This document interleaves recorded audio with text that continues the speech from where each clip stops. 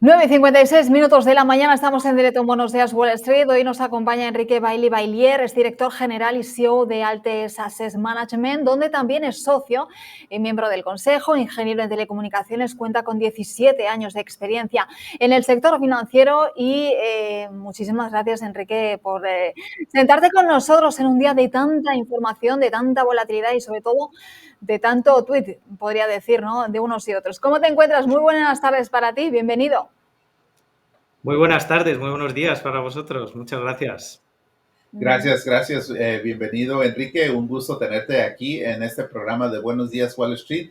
Y bueno, vamos a comenzar con una serie de preguntas que tenemos el día de hoy para que nos ayudes a disipar esas dudas. Muy bien, Bueno. encantado. Perfecto. Pues enseguida vamos con China, enseguida vamos con Elon Musk, pero antes, el gobierno del presidente Donald Trump, Enrique, está pidiendo a los países de todo el mundo, esto fue ayer, ¿no?, que presenten sus mejores ofertas para acuerdos comerciales antes del día de hoy, a medida que se acerca, ¿no?, esta fecha límite para la imposición de aranceles. Esta tregua se va acabando. Te pregunto, Enrique, ¿qué te parece este nuevo paso en la política comercial y si a Donald Trump se le está yendo un poquito de las manos? Se le está yendo de las manos y además es una postura negociadora que no le favorece en absoluto. Si Trump tenía un punto débil, era el del tiempo.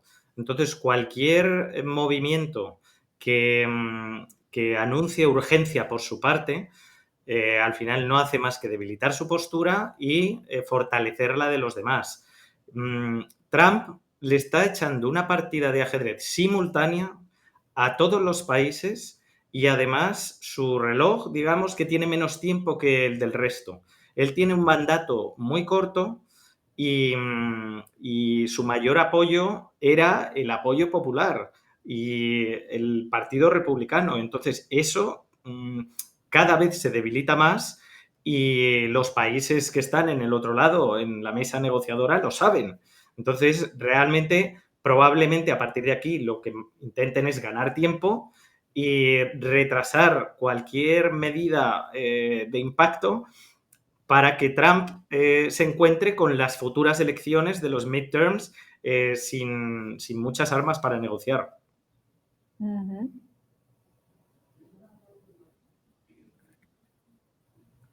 Te pregunto ahora, Enrique, por esa relación, ¿no?, entre China y Estados Unidos. Parece que está roto el Pacto de Ginebra.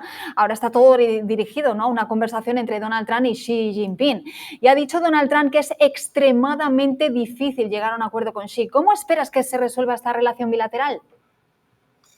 Va a ser parecido a la Guerra Fría que hubo entre Estados Unidos y Rusia durante tantos años, pero en el terreno comercial.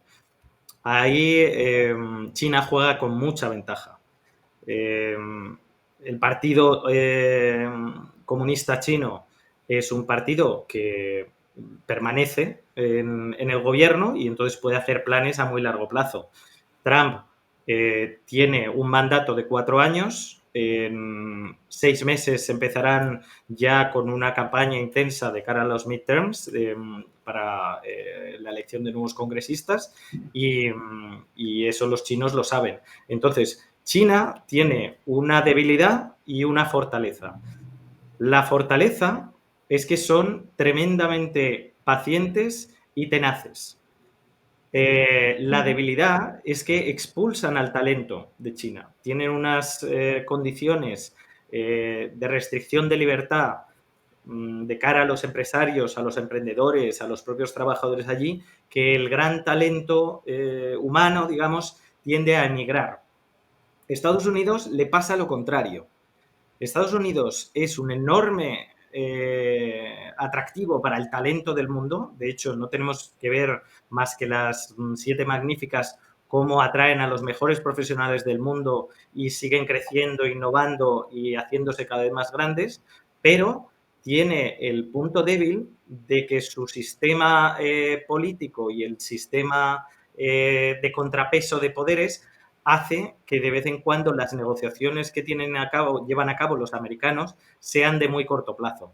Entonces, esas dos dicotomías que hay entre Estados Unidos y China hacen que cualquier acuerdo al que lleguen hoy va a ser papel mojado probablemente dentro de unos meses. Entonces, eso lo saben las dos partes. Es probable que lleguen a acuerdos y den pasos es falso, porque a Trump le interesa ganar popularidad y apuntarse una victoria, y a China también tiene que ganar tiempo. China tiene un problema enorme de crecimiento y de desajustes internos, y tiene determinados sectores muy castigados. Entonces, tiene que realmente hacer todo lo posible por no debilitar su economía, y los aranceles y la guerra con Estados Unidos comercial va a debilitar a la economía china. Entonces, ambos tienen incentivos para llegar a acuerdos.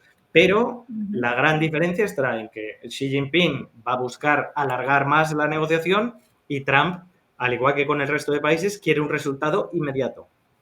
Ajá. Mira, Enrique, incluso eso que estás mencionando del crecimiento de China, también aquí en Estados Unidos se está viviendo lo propio, ya que se han publicado esos datos de contratación en el sector privado, lo estuvimos mencionando al inicio de esta mañana, y pues han caído mucho más. Ese es el nivel más bajo que se ha tenido en 2 años. Entonces, propiamente Donald Trump siempre está ahí tirándole indirectas o directamente le ha dicho a Donald Trump que tiene que bajar la tasa de interés, que no hay escapatoria. ¿Qué tú crees acerca de esto? Efectivamente, la tendencia de la encuesta de ADP es a la baja. No solo el dato puntual de hoy ha sido bajo, sino que la tendencia de los últimos 12 meses ha sido bajista, que eso es en inversión lo que más interesa ver, no un dato puntual, sino cuál es la tendencia a largo plazo. Entonces, efectivamente, va habiendo cada vez algo más de deterioro en el mercado laboral. Ahora, ese deterioro es lento y no es igual por todos los sectores. De hecho, si miramos segmento a segmento, hay más deterioro de empleo en las grandes compañías y en las más pequeñas. En el segmento mediano ha habido un incremento de empleo superior al esperado. Entonces, al final, si esto lo llevamos al terreno de Jerome Powell, que tiene un doble mandato de control de los precios o de mantener una inflación en niveles moderados y a la vez preservar el empleo, hoy por hoy ve todavía Powell más amenaza a un incremento de inflación que a un deterioro del empleo, porque todavía hay datos que apuntan a suficiente robustez de la economía. Y hay un elemento más que hace que Powell no pueda reaccionar a tan corto plazo, porque Powell puede tomar decisiones sobre la economía cada 2 meses, cada 3 meses, cada reunión de la Reserva Federal, y no modifica los tipos entre medias, y en todo puede modificar algo el tamaño de su balance, pero no puede hacer grandes cosas en el ínterin. Entonces, Powell no puede reaccionar agresivamente a un dato de empleo ni a una lectura individual de inflación, por ejemplo, porque tiene al otro lado un contrapeso que es el gobierno de Trump, que puede cambiar las reglas muy agresivamente. Entonces, acertó Powell en no sobrereaccionar cuando estábamos en las crisis de los aranceles. Ahora ya parece que estamos pasando esa crisis de los aranceles, pero acertó en no reaccionar porque efectivamente, después de no reaccionar él, Trump dilató la ejecución de los aranceles, que viene a ser como una concesión de que efectivamente no los puede mantener en esos niveles, y entonces el mercado vuelve a pensar en crecimiento. Y al volver a pensar en crecimiento también hay amenaza de inflación. Esos dos elementos hacen que Powell no pueda arriesgar todo el trabajo hecho desde 2022 de control de la inflación, porque en el subconsciente de todos los inversores y de también Jerome Powell está el riesgo de que Trump fomente la política expansiva desde el gobierno. Entonces, si fomenta agresivamente la política expansiva para tener más crecimiento en la economía americana y le pilla a Powell bajando tipos, entonces podemos tener otro episodio de inflación descontrolada, que es lo que no quiere permitirse Jerome Powell. Qué complicado, ¿no? Decías, bueno, y para muchos la crisis arancelaria ya podría estar pasando, pero ahora se nos viene una crisis fiscal, ¿no? Política monetaria, política fiscal. Te tengo que preguntar, Enrique, por esas declaraciones de Elon Musk que han llenado portadas de periódicos en Estados Unidos y a nivel internacional sobre precisamente esa Big Beautiful Bill, ¿no? Ese plan fiscal del presidente. Ha dicho sin pelos en la lengua, es una abominación repugnante y un montón de cosas más. ¿Te sorprendieron estas declaraciones? Bueno, me sorprende que las haga tan abiertamente después del apoyo tan explícito que ha hecho al gobierno de Trump, pero no me sorprenden sus conclusiones. Al final, Elon Musk participó de la campaña de Trump con un objetivo muy claro, que era el control de las finanzas americanas y la reducción del déficit fiscal. Y eso no hay milagros. El déficit fiscal al final es una balanza en la que tienes que medir los ingresos, tienes que medir los gastos y asegurar de que tus ingresos van superando a los gastos en la medida suficiente de que puedas reducir el déficit fiscal. Si eso no lo haces así, tu déficit fiscal aumenta. Y si el déficit fiscal aumenta, la única forma es financiarlo y pedir más deuda al exterior. Y esa deuda al exterior se cura por dos vías. O bien debilitas tu divisa, que es lo que le está pasando al dólar, y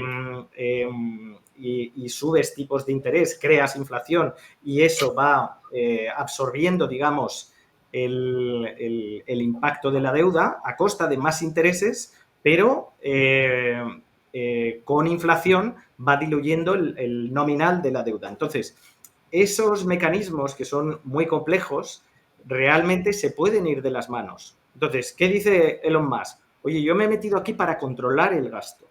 Y se ha metido allí, ha estado 4 meses y no ha conseguido ni una fracción de lo que pretendía en control de gasto. Y se ha dado cuenta que las negociaciones ahí van por otro lado y ha renunciado. Ahora se encuentra con esta tasa fiscal que no solo no reducen suficientemente el gasto, sino que además se aumenta por la vía de más impacto en defensa, y todos los problemas en los que se está metiendo Trump, pues al final son caros. Tú no puedes meterte en problemas y esperar que te salga barato. El gasto en defensa para Trump va a ser un lastre. Y a cambio, ¿qué hacen? Elevan el techo de deuda. Y al elevar el techo de deuda es ya certificar que el control y la disciplina fiscal es secundario. Y entonces, ¿eso a qué nos lleva? A una inflación futura. Y esa inflación futura, pues es lo que está teniendo un impacto en los bonos y está teniendo un impacto de alguna manera en el dólar y en el apetito de riesgo por los activos americanos. Que una inflación, por ejemplo, la bolsa sí ha subido, ha habido mucha recuperación, los bonos se han quedado a medias después de las caídas que hubo a mitad de trimestre, y el dólar es lo que se mantiene extraordinariamente bajo, y eso puede acabar siendo un problema para Estados Unidos o por lo menos para los importadores americanos. Por un lado, perjudica a los importadores y por otro lado beneficia a los exportadores. Enrique, mira, vamos a hacer una pausa porque tenemos que hablar del mercado, que ya estabas ahí dándonos algunas pinceladas del mercado, qué es lo que puede pasar, qué puede venir, pero lo vamos a hacer después de una pequeña pausa. Nos esperas un momentito y regresamos enseguida con Enrique para seguir analizando el mercado y lo que se viene. Pausa y regresamos enseguida aquí en Buenos Días Wall Street. Hasta ahora.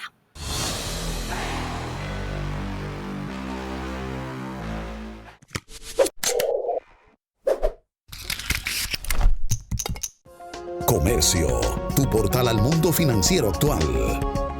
Actualizamos diariamente con nuestros artículos sobre el mercado de valores y el mundo financiero. Encuentra artículos educativos, entrevistas exclusivas en video y mucho más. La economía en tu idioma. Escanea el código QR y visita Comercio TV ahora. Si estás entonado y haciendo esto, para sentirte apto para manejar, ZWX.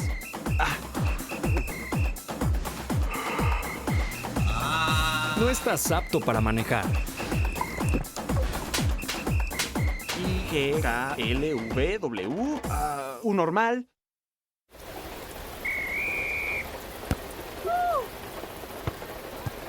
¿Puedes? Sí.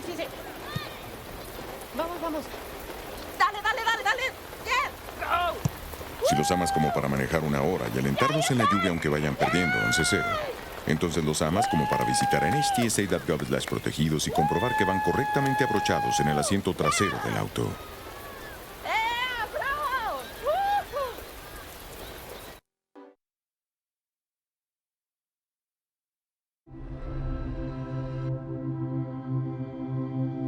Cuando su compañero entró a la clase con una escopeta. Mi hijo seguiría vivo hoy si el padre lo hubiese asegurado con llave.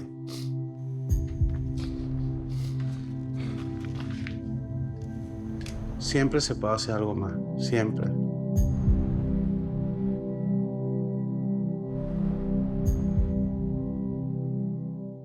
Grace y Pedro no se llevan bien. You're standing on my tail. Pero hay una cosa en la que están de acuerdo. Hay un asiento correcto para todos. Oh, that's the good stuff. Si eres un perro, Hold on, Pooch. un gato, un pez o un ratón. And I'm a ferret. Asegúrate de viajar seguro. How can you be so sure? I'm absolutely positive. En tu próxima aventura, asegúrate de que tus niños estén en el car seat correcto para su edad y tamaño. Hazlo bien con nhtsa.gov/protegidos.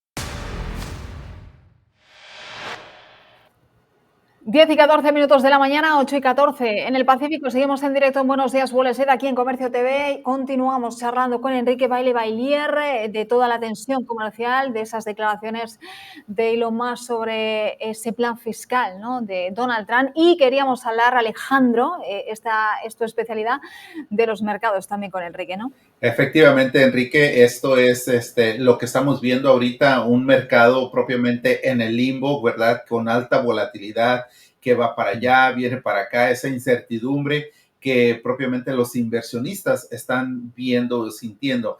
Vamos a ver cómo tú estás viendo ese comportamiento en las bolsas de valores en este momento. ¿Tú cómo lo sientes? ¿Cómo lo interpretas? ¿Y cómo sería en los próximos meses? Bueno, desde el punto de vista técnico, porque hay varias áreas de análisis que confluyen aquí, el mercado ha mantenido su estructura alcista. Es decir, esto ha sido un flash crash que prácticamente hemos vivido unos episodios de volatilidad que no vivíamos desde el COVID y ha tenido una recuperación muy abrupta el mercado de valores, el mercado de bolsa, digamos, de S&P 500, Nasdaq, etcétera. Y entonces, eso da cierta fortaleza y cierto momentum al mercado. Entonces, históricamente, cuando han pasado episodios así, ha habido un mayo fuerte. Si analizamos estadísticamente el comportamiento de la bolsa en años en los que podemos encontrar patrones similares, la perspectiva de aquí a final de año es positiva. Es decir, todavía estamos en un mercado fuerte, alcista, en el que hay momentum comprador. De aquí al verano, o ya estamos muy cerca, pero de aquí a los próximos meses, esperamos un comportamiento más lateral. Ha habido un mayo muy fuerte, podemos ver algo de volatilidad, alguna toma de beneficios y que veamos algún amago de caída, especialmente si tenemos alguna noticia, algo más negativa para el mercado. Pero no hay que olvidar que el mercado no es solo técnico y no es solo mirar un gráfico. En el mercado hay empresas detrás. Entonces, las empresas en los beneficios realmente han salido por encima de lo esperado en beneficios y en revenues. Y lo que están haciendo las empresas en esta temporada de resultados es, digamos, que contener un poco la expectativa futura. Es decir, han salido mejor de lo esperado los resultados, pero están tratando de contener la expectativa futura de incremento de beneficios precisamente por la incertidumbre. La mayor incertidumbre que hay para las empresas no es solo el tema de los aranceles, sino cuando estos aranceles ya, que parece que ya se está pasando el mayor riesgo sobre ello porque en algún punto intermedio se quedará y que sea más o menos razonable, se puede volver a generar inflación. Y si eso pasa, que es lo que hemos visto descontar últimamente, habrá menos bajada de tipos a futuro. y eso hace que las condiciones financieras se mantengan ligeramente tensas. Eso cambia los planes de algunas empresas, que ya no sean planes tan expansivas y sean más conservadoras. Si eso es así, empezarán a retraer un poco la contratación de personas y a espaciar un poco la inversión. Eso lo que hace es ralentizar el crecimiento económico. Si vemos una ralentización del crecimiento económico, aunque no pasemos a temas negativos, entonces sí que podemos ver un mercado lateral en el que haya que tener mucho más ojo en la selección de las acciones que en el proceso. Precisamente hablabas de selección de acciones, ¿no? Yo el otro día, no sé si te escuchaba o leía en una entrevista que te preguntaban, ¿no?, un poco sobre el tema de mercado, y con tanta volatilidad defendías la necesidad de evolucionar los sistemas de cobertura tradicionales. ¿De qué tipo de sistemas estaríamos hablando y por qué habría que ir hacia ese tipo de cobertura? Depende del plazo que queramos proteger. Hay muchos inversores. Tenemos 3 grandes áreas de análisis para apoyar las decisiones de inversión. Una es el análisis fundamental, el ver y tratar de predecir la evolución de los fundamentales de una empresa. Eso tiene los mejores resultados a largo plazo. Tienes que esperar 3, 5, 7 años para realmente que tu tesis de inversión se vea plenamente satisfecha. A medio plazo, a 18 o 24 meses, el análisis macro tiene mucha incidencia. Es decir, si aciertas en tu previsión de tipos de interés, de inflación y de crecimiento económico, pues más o menos en ese plazo vas a ver unos resultados razonables si has acertado en tu tesis de inversión. El problema viene con las crisis, que cada vez son más rápidas y más cortas, pero no solo más cortas en la caída, que son muy abruptas, sino también en la subida. En esos plazos no vale ni el análisis fundamental ni el análisis macroeconómico. El análisis que mejores resultados tiene a cortísimo plazo es el análisis técnico. Entonces, ¿por qué digo que las coberturas hay que evolucionarlas? Porque los gestores en general tienden a centrarse en un tipo de análisis. Hay magníficos gestores de equity que se centran solo en fundamentales. Magníficos gestores macro que no miran los beneficios individuales de las empresas, sino que van a índices, a tipos de interés.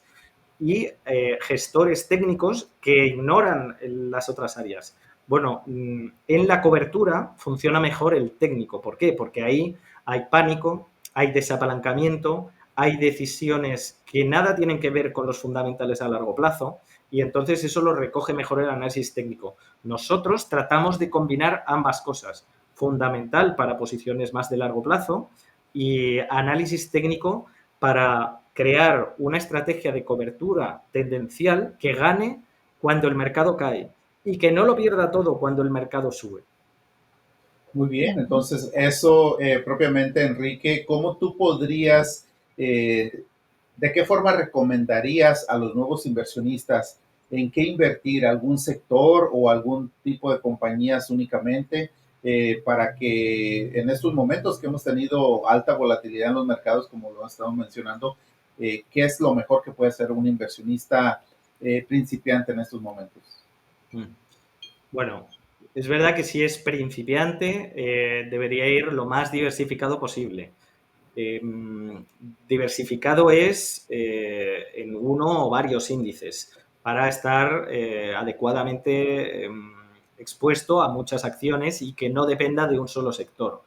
Si a nosotros nos gusta también pensar en factores. Es decir, hay factores tipo quality, tipo growth, que están cogiendo otra vez bastante tendencia. Y no solo factores value o factores de más defensivos tipo shareholder yield, como es intentar buscar que las acciones te remuneren pronto. Entonces, ahora estamos en un entorno de mercado en el que pueden confluir bajo crecimiento, pero con inflación. Y eso es un entorno muy complicado porque es alargar el final de ciclo y en el que no hay un sector que pueda garantizarnos buenos resultados a lo largo de todo el periodo. Entonces, yo recomendaría bastante diversificación. ¿Qué sectores nos salen más en nuestros sistemas de selección? nos incrementa industrials, por ejemplo, nos incrementa sectores orientados a logística, tecnología, pero no tan expuestos a las megacaps. O sea, hay un segmento de tecnología de compañías mid y large que están cogiendo mucha atracción ahora mismo y no están tan miradas o tan en la lupa como las grandes. El sector healthcare ha caído mucho y hay grandes oportunidades, pero hay que tener mucho cuidado con las grandes farma porque van a estar en el ojo del huracán de las políticas de Trump.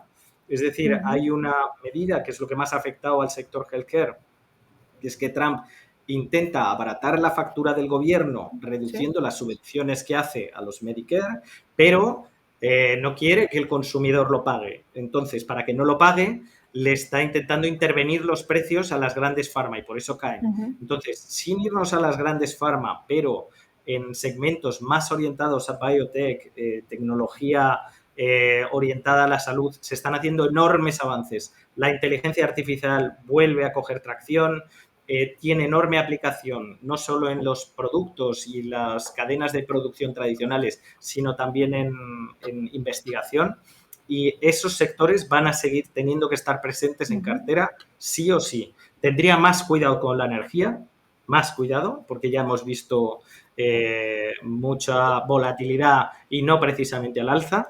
Entonces, carteras blend, más tecnología, más healthcare, más industrials y menos cíclicos para protegernos de una futura crisis de crecimiento.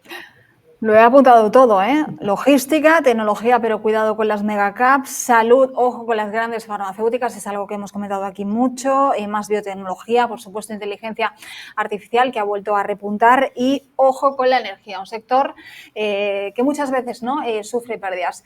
Y ya te voy a hacer una última pregunta, que es una pregunta que me hace mucha gracia porque cuando uno a veces rellena encuestas aquí en los Estados Unidos, siempre le preguntan, ¿usted cree que la economía de Estados Unidos va en la dirección correcta o en la dirección equivocada? ¿A ti qué te parece con todo esto que estamos viviendo y con los datos que estamos conociendo? ¿Está Estados Unidos fuerte económicamente? ¿Vamos hacia el camino positivo o nos estamos desviando un poquito? Bueno, Estados Unidos creo que es una economía muy fuerte, creo que tiene enorme talento y sigue atrayendo talento, o sea, eso es innegable. La innovación que se está produciendo en Estados Unidos es prácticamente incomparable a la del resto del mundo y yo soy muy pro Estados Unidos y en el fondo muy pro dólar, porque creo que al final se basa más en el tejido industrial americano y en la iniciativa de los americanos y de los inmigrantes que atraen de enorme talento para garantizar su crecimiento futuro. Ahora bien, creo que donde Estados Unidos descarrila y le puede costar años de un crecimiento inferior al que debía tener es por la menor presencia internacional que está promoviendo Donald Trump. Entonces, ¿cuál es el problema? Que si peleas contra todo y contra todos, al final debilitas las relaciones con tus socios.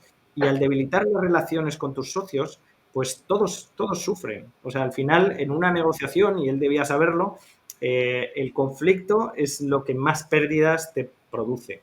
Entonces, eso creo que es el principal error que ahora está cometiendo Estados Unidos, porque hará que sus rivales internacionales se unan más, hará que el crecimiento global decrezca y hará que las condiciones financieras se vuelvan peores para todo el mundo. Y eso no beneficia absolutamente a nadie. Bueno, pues nos quedamos con eso, ese proteccionismo, ¿no? Y esa guerra, entre comillas, comercial con todo el mundo. Se está salvando Reino Unido últimamente, porque fue el primero con el que hubo acuerdo. Pero bueno, es verdad que eso podría de alguna manera dificultar la economía de Estados Unidos y, por supuesto, la economía global. Enrique, muchísimas gracias. Alejandro, ¿algo más que añadir? Agradecerle a Enrique, realmente ha sido una entrevista que nos ha dejado mucho conocimiento y esperemos que nos pueda volver a acompañar en un futuro cercano, porque pues obviamente el mercado está dando mucho de qué hablar, así es que prepararemos otra serie de preguntas para Enrique. ¿Qué te parece? Encantado de volver cuando queráis, ha sido un placer hablar con vosotros. El placer ha sido nuestro. Gracias, Enrique. Será hasta la próxima. Nosotros seguimos adelante. Todavía quedan muchas noticias. Hay que volver a mirar el mercado, los índices en verde, ganancias. En fin, volvemos enseguida con más información. No se vayan hasta ahora.